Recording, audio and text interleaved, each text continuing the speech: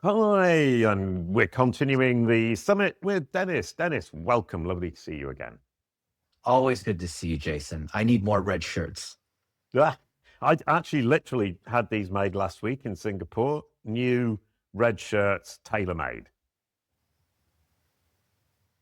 The old ones that I had made in Thailand 7 years ago were beginning to look a bit ropey, so I got some new ones. So if anybody's watching this and thinks that I look much smarter than I used to, it's true. So, and you are smarter. Yes, thank you very much. In both senses of the term, intelligence and dress. So we're looking at AEO, GEO, and you're saying that it's just SEO in new clothes. So we're going to dig into that with Denis. I like this approach. I actually coined answer engine optimization back in 2017, and now I'm talking about assistive agent optimization. I've just been speaking at Google Marketing Live, where they asked me to explain the Kalicube process to their enterprise clients. So it looks like I'm on the right track. And what I'm arguing is Google and Microsoft essentially the same architecture. I interview a lot of Microsoft engineers, so I've got a lot of insights from that. What do you say about the idea that Microsoft and Google are more or less the same thing, and ChatGPT, Perplexity are joining that as a system? You know, it's funny. I saw an interview with Demis Hassabis, who runs DeepMind, and then some of the other folks, you know, from Claude, whatnot, and they all agreed. In fact, there was one with Dario Amodei and Demis Hassabis together, and they both agreed that all the LLMs basically do the same thing, and they release the same things at the same time. And I knew this was true almost 30 years ago because the stuff that we built at Yahoo was the same stuff that was built at Google, and then Google would release stuff and we would release stuff right after it. One of the search engine engineers I used to run with almost every day, Peter Elahauge, he did instant typepad search results. You know, when you type something, it sort of auto completes. There was a counterpart at Google that implemented the same thing. So why wouldn't it be the same thing? So, you know, like the stuff that you do to rank in Bing is kind of the same stuff that you do to rank in Google. But there's a lot of people that want to confuse you and sell services against that. And that's the whole AEO, GEO, EIEIO, Yeah. you know. Old MacDonald had a farm. Yeah. We're getting down that rabbit hole. What I say is it's an algorithmic trinity. You have search results, you have an LLM, and you have a knowledge graph. And the idea that that's intelligence, information, and validation makes a lot of sense. So for me, we're going down the same route for all of these engines. And as you say, they all do more or less the same thing. They're serving the same users. They have more or less the same technology. They're not going to reinvent the wheel. Well, the stuff you've been teaching for who knows how many years, longer than most people have even been, you know, in business or alive, on how entity signals and the trust and all these different words that show that you actually do the things that you say that you do. It ties back to knowledge panels and confidence scores and all, you know, all of those things that you've taught.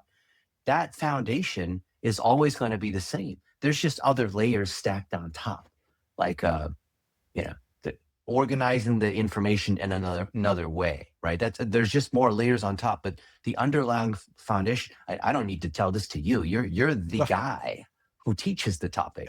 But now because these other layers are on top, people are trying to call it something else.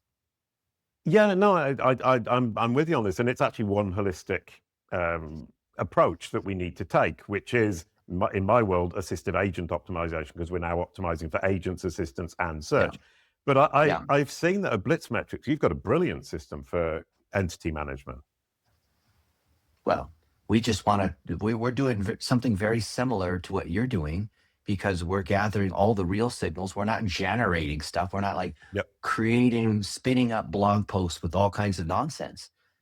I think the only slight difference between what we teach versus what you teach, you're way deeper on the SEO components and the technical stuff on how things tie together. So you have these corroborating loops of proof that you know, you are who you say you are. And what we do is we say, well, if the proof is there, then why don't we amplify that? In other words, why don't we run some ads against it? Not for the sake of trying to drive direct leads, but for the sake of driving such high engagement that YouTube sees, like, people will actually stay and watch 90% of this 3-minute video. The engagement rate that Facebook sees of the people who, you know, the comments are quality. They're from people that actually are in that audience, not people from some random country, not bots that are trying to pretend to be in an audience, but it's a real signal. So, like what we teach is that if you actually do what you say you do, you're a plumber in Easton, Pennsylvania, then we're going to find other people that are in Easton, Pennsylvania that recognize the guy, Sal Sciorta, who wears a Superman cape. He rebranded. He's got a Superman cape, and his vans are going all around wearing with the Superman thing. He's like a mini celebrity in his town. And so if we show pictures of Sal Sciorta going around town wearing his Superman suit in that town, the relevancy, the exposure is already so high that when we run Facebook ads and YouTube ads and boost it on Twitter and remarket and all that, the engagement rate's so high that tells Google, it tells the LLMs, it tells, X or whatever it is that, this content actually is legitimate and relevant to that set of users. So if people do what you've been preaching for many, many years, and then they have super relevant micro-targeted advertising, isn't that the kind of signal, the real engagement, real humans that are doing, that are actually transacting, that are actually staying on the site, like doing all the things that would be a hallmark of a real user? Absolutely, 100%. I'm so on board with that. And I've been saying your brand SERP is Google's opinion of the world's opinion of you. And the AI Résumé is now AI's opinion of the world's opinion of you. And if you're walking the walk, as you just described, its opinion of you is going to be you engage with your audience loves you, and they're trying to mirror the world. I call it the mirror principle. They're trying to mirror human behavior. So walk the walk and you're going to win. Brilliant. Yeah. My next question is the untrained Salesforce. Have you heard me talk about that at all? Briefly. Right. The idea that the AI are selling for somebody 24/7, so why not train them to sell for you? Yeah. So actually, is that SEO in new clothes? Well, you just have another audience that you're training, right? The underlying proof and the ingredients are the same. I think of it as like, we were talking about food before you started recording, and I was talking about how I ate 3 double cheeseburgers.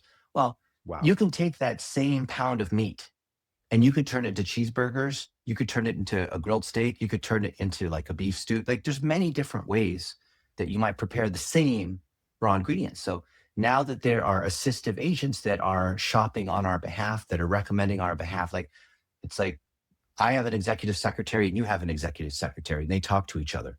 Well, if our services are good, if we've got a great reputation, if we've done all the things that show that we are the right choice, that we deserve to be recommended, isn't that the same thing that we've been saying all along for Google? Like what Matt Cutts would say, like actually do the stuff that makes it so that you deserve to rank #1 for that query, right? You actually do have the best answer. You actually do have the best reputation, right?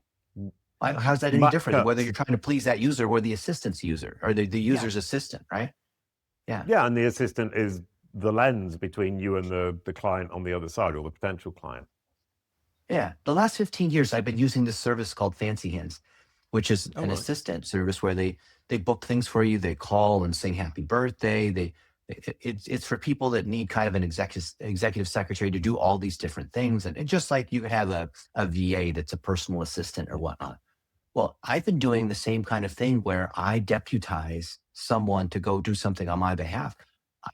Don't hate me on this, Jason, but I have a maid and she goes shopping at Costco and she picks up friends from the airport and she'll run errands, like go to the post office and, things like this. And she is fully entrusted with my credit card and to do all these things on my behalf.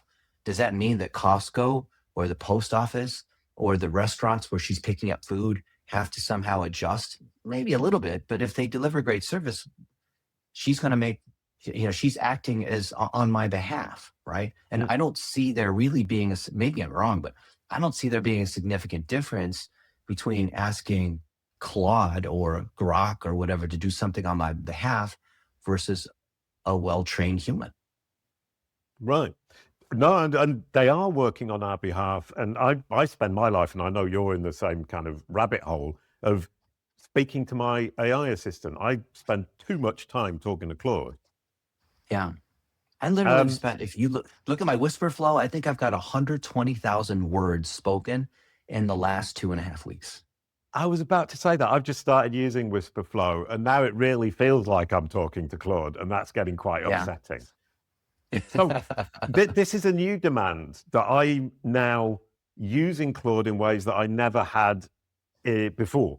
So with AI assistive engines and AI assistive agents, is supply creating its own demand? Is this simply adding on top of search? It depends on what the category is. So for example, I do a lot of stuff with plumbers and roofers and dentists and whatnot. But so if you have a toothache, if your toilet is overflowing and that causes you to need an emergency plumber, well, that's subject to how many times the toilet overflows and how many times, you crack your tooth by chewing on the bone or whatever it is like that. That kind of immediate emergency needs someone right away.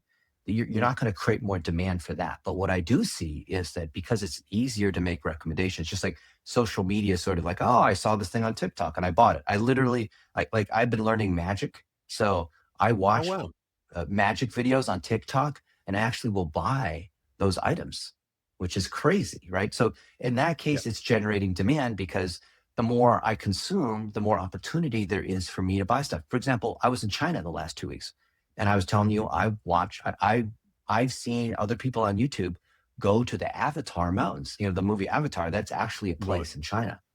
And because I did some research through social media, I also was talking to Grok and Claude and whatnot, saying, I'm going to be at Mount Huashan and do Tiananmen Mountain and also do Zhangjiajie, where the Avatar Mountains are, those areas. What other things should I do?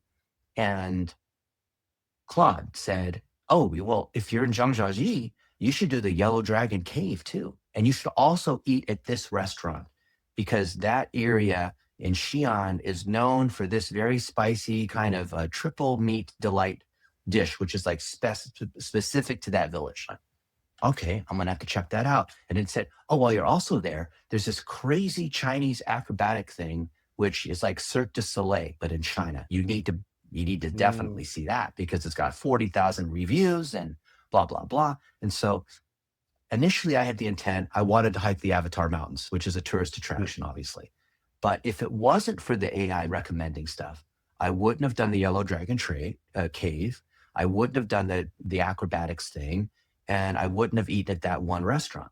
So is that generative demand? I think it's easier because there's more information. There's more things to like tempt me that I'm like, okay, it's like an upsell. I feel like, the assistive agent's like an upsell. Like you came in for this, but would you like fries with that, Jason? Yeah. No, that's a really, really good way of putting it. Thanks a lot. And there's a couple of things going on there. Number one is the upsell that you just mentioned. The other is moving demand from one restaurant to another. And the restaurant that you would have eaten at has just lost the business because it isn't recommended by the AI. Well, the real estate, it used to be, what are the three things of real estate? Location, location, location. So it would cost more to be in the city center because that's where all the tourists are. That's where, because you can see the big sign. And so anyone who's like a couple streets away, they didn't have the same kind of demand. But now I was in South Korea 14 days ago.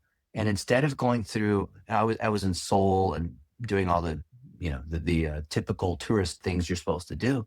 But I said, I want the very best Korean bar. I'm a meat fanatic, if you don't already know. And instead of going to so there are some, when you're walking through downtown Seoul, there's this main street, which has got like all the shops and the restaurants are all tourist traps and they're overpriced, like in any city, right? Right. But I think this time I asked Grok because I think Grok is more trustworthy for certain reasons with stuff like this. And it said, the place you need to go is this one place. And it's in this back alley. And then you got to go all the way up to the 4th floor. And so Dan and we walked through this dark alley, like, I don't know, this seems like sketch. Maybe like someone tricked the agent to recommend, and we were walking up the stairs through like some places where people were like sewing clothes. It looked like some industrial warehousey sort of thing. But lo and behold, we went up to the 4th floor and there was this restaurant.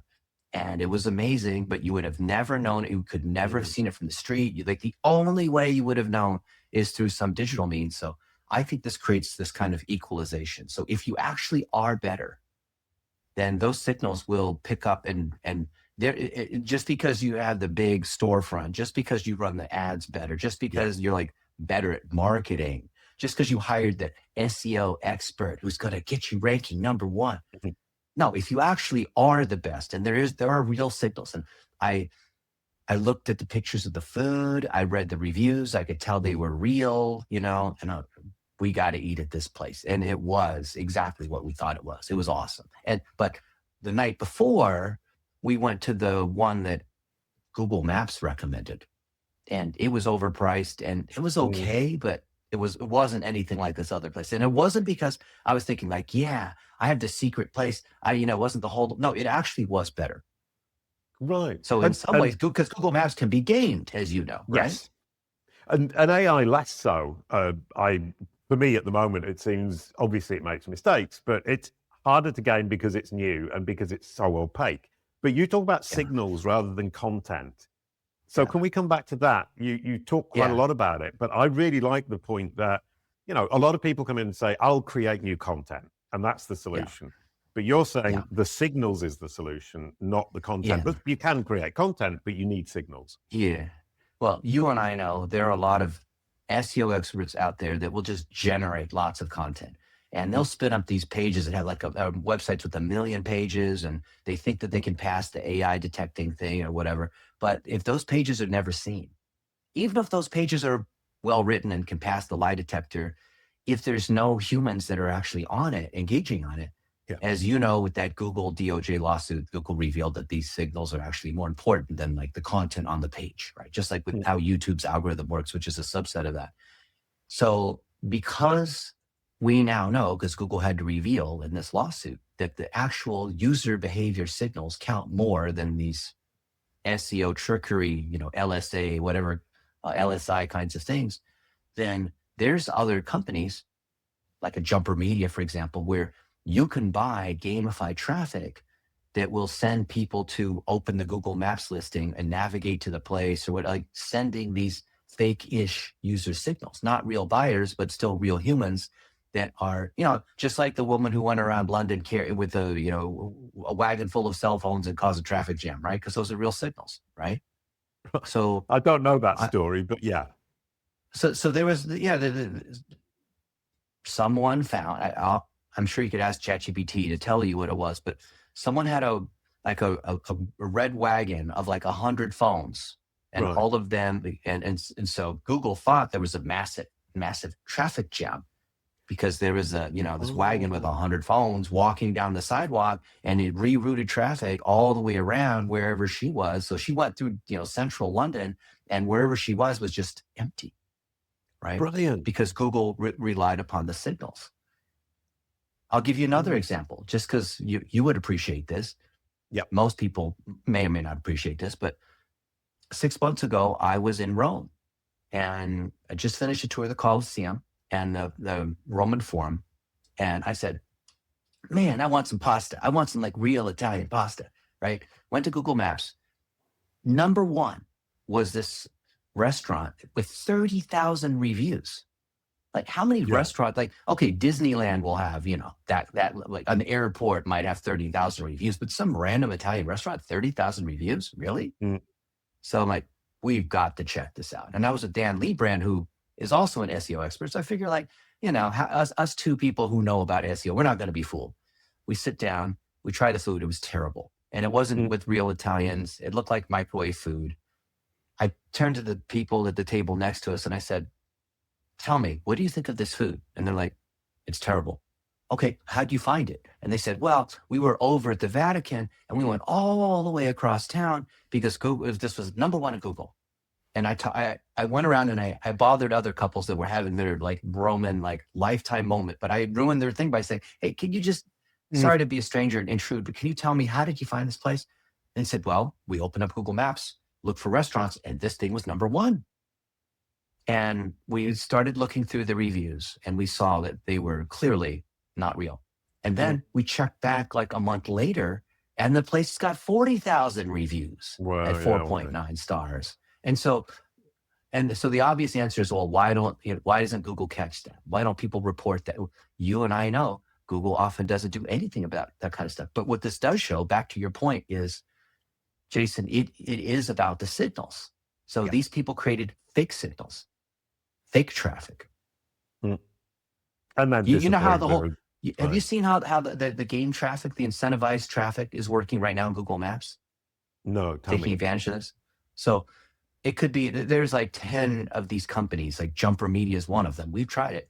And what you'll see their ads all over Facebook and Instagram, and it'll say, hey, why are you wasting money on Google ads when you can rank #1 in Google Maps for your local business? In fact, we'll give you a free trial. And with 1 week, we'll move you up. If you're like position 5, you'll be like 1 to 3 right away. Yeah. You don't have to give us access to your Google business profile. You don't have to run ads. We're not doing anything, black hat. It's not bot traffic. I'm thinking, okay, Yeah. either it doesn't work or there's something sneaky going on. I tried it and it actually worked. I ran some local businesses through that and they were getting more phone calls. They were ranking. And if they're number 3 in Google Maps, all of a sudden they're ranking #1 in Google Maps for a competitive term, right? Right. Because some people say like, oh, I can make you #1. Yeah, for this term that has no competition, that's not in the center of a big city, right? But all these guys were starting to rank and it was driving real revenue. And I asked the founder, Colton, I said, what are you doing? And he revealed to me, well, there's all these people that are playing video games or whatever, and and they want to be able to earn the coins, because as part of the thing is like, instead of buying the coins, you want to earn it. Because then if because you want to unlock the chest and you want to, get the sword and you want to kill the monster and move to the next level and get the special cost. You understand like how, right? These video games and there's like 1 billion people literally playing video games. It's incredible how many people are spending this time playing video games. So if you're in the middle of one of these games, it'll say, hey, Jason, would you like to earn a treasure chest with like 50 coins in it or something like that, right? And you're like, yeah, sure. Okay, well, what you have to do, click on this link. And because we know that you are in, Manchester, England or something like that, wherever you are, then the businesses that are in that area, it'll say, okay, so you click on that link and it opens up Google Maps, maps and directions to go to that particular business. And so you earn some points just for clicking on that link to drive a real signal from a real user where their IP address is, they're actually located in that area. And then they say, would you like to earn an extra 200 coins? All you have to do is just drive your car or take the subway or whatever to that place and linger in the parking lot for 5 minutes. Yeah. And that sends an even stronger signal, just like the woman who's going around with a thing full of, like a backpack full of a bunch of cell phones, right? And that works. Google is aware of it.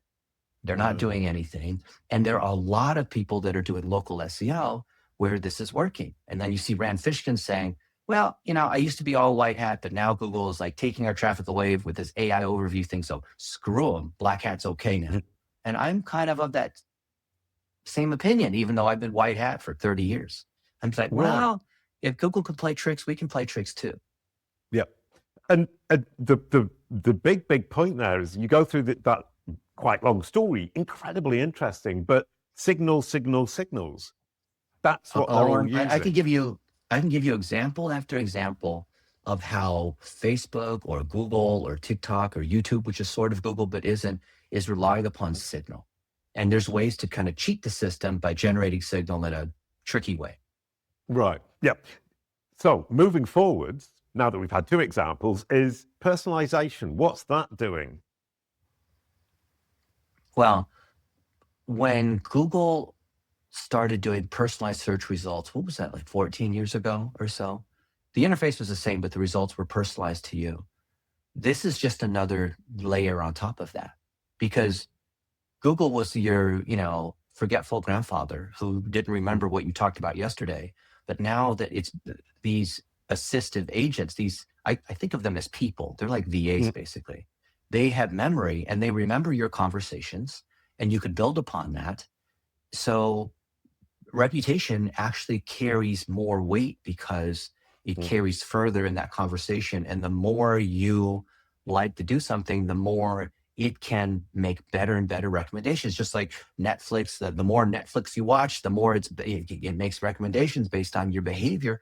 Yeah. How is this not the same thing? So if the agent is learning better based on your behavior and who you are, because think about how much behavioral data ChatGPT is generated from those conversations, right? Sam Altman has a treasure trove of how people are feeling, their deepest, darkest secrets, because people are having these like therapist level sorts of conversations, right? Even I do that too, which is weird, right? And I guess, I don't know if you do that or not, but I do that.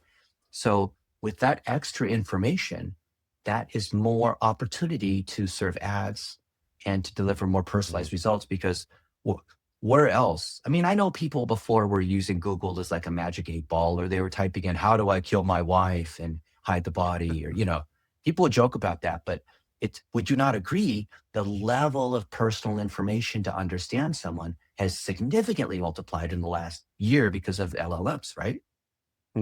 If that's the case, is that not basically proof that there are more engagement surfaces and more opportunities to serve ads? And if the people who are better, because memory is more important, reputation is more important, those people are going to win. So if those people are going to win more, what does that mean?